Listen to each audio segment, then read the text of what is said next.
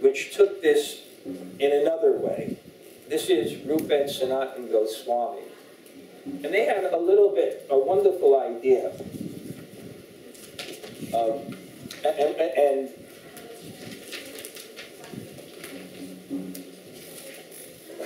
What they understood is that this aesthetic experience, if it was the appropriate aesthetic experience, because it's an experience of a particular emotion, if it's of the proper emotion, the aesthetic experience would not just be transcending the limited self, but it would be the perfected self.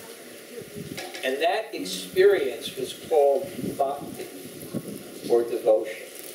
And they said that bhakti ras is actually the perfected expression of the self.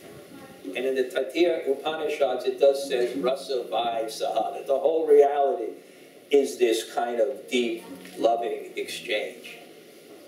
So what he did, and then interesting happened after that, he found a scripture written 5,000 years ago, which is 3,000 years before Bhart Muni, called the Bhagavad Purana, with the stories of Krishna. And when he started to study it, he realized that this exemplifies all the rasa theory in relationship to devotion. And since that time, actually in Kirtan, if I have time after the drama, I will explain this. But in Kirtan, real Kirtan is mixed with an aesthetic experience that comes from hearing dramas of perfected love. One story and then the drama, to show you what happens. My grandparents came from Russia, and there was arranged marriages. My grandmother got married when she was 13. They had 3 children, and then no romance. And my grandmother was a very, very dynamic lady, and my grandfather exhibited the defect of men, not enough emotional support. I had to say that because sympathy here, but and no romance, separate beds. But in those times, they put duty before self, so there was no divorce. They just lived together. And then, when they were in their 70s, there was a drama called Fiddler on the Roof.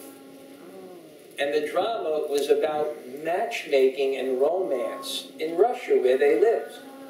So my parents took them. And my grandfather is sitting here, my grandmother is sitting here, my mother is sitting here, my father is sitting here. And then the drama was going. Matchmaker, matchmaker, make me a match. Okay. Good work.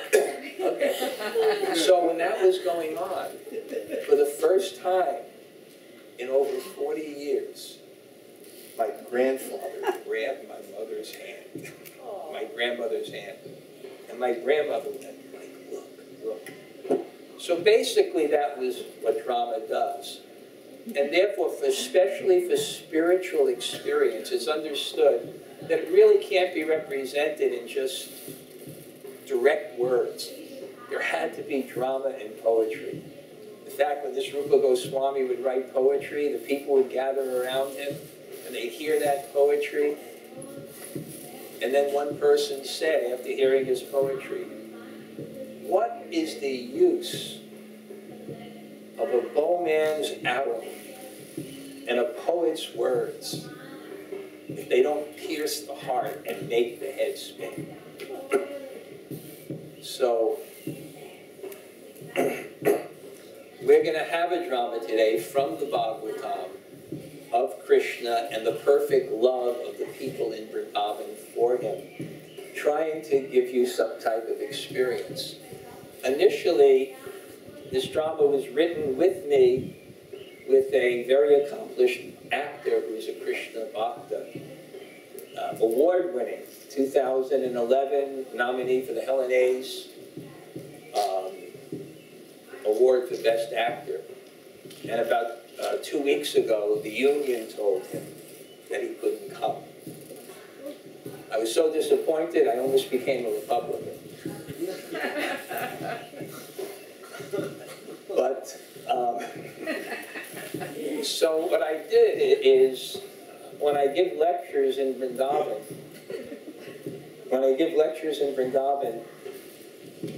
one young lady was coming to my lectures, and she was a budding filmmaker, and she was working with another person I know on a film, Women in Bhakti.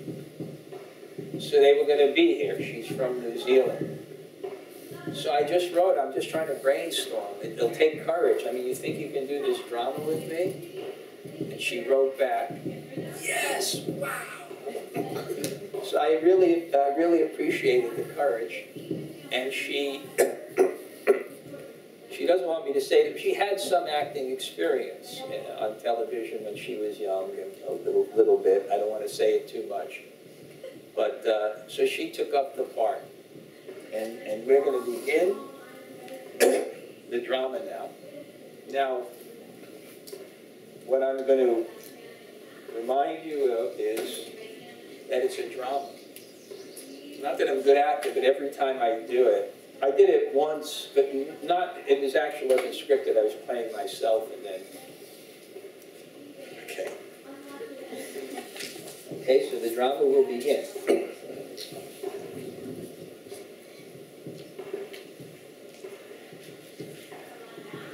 When I was younger,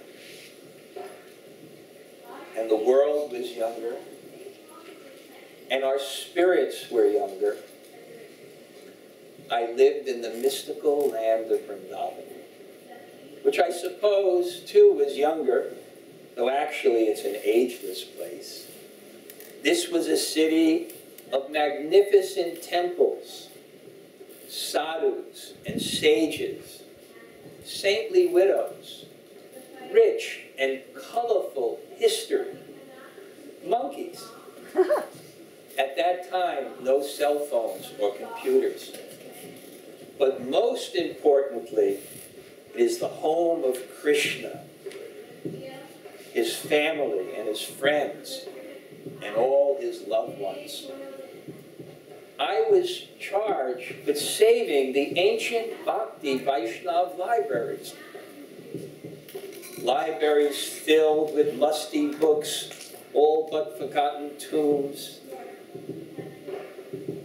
containing deep and esoteric passages of spiritual history and reason.